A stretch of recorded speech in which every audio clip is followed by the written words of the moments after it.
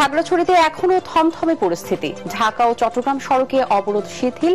প্রতিবেশী দেশের ইন্ধনে পাহাড়ে অস্থিরতা, মন্তব্য স্বরাষ্ট্র উপদেষ্টার।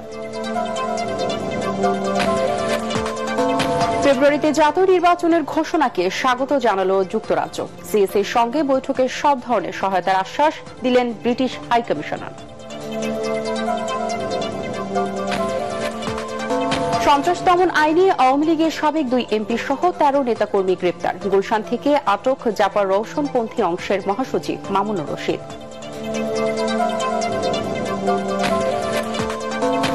আগামী 4 অক্টোবর থেকে 25 অক্টোবর পর্যন্ত 22 দিন ইলিশ ধরা ও ক্রয় বিক্রয় নিষিদ্ধ।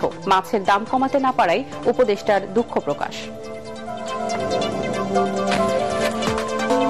এবং মহাসপ্তমীতে দেবীর প্রাণ প্রতিষ্ঠায় শারদীয় দুর্গোৎসবের আনন্দ আমেজ শুরু। ঢাকেশ্বরী জাতীয় মন্দির সহ সারা দেশে পূজা মণ্ডপে পুণ্যার্থীদের ভিড়।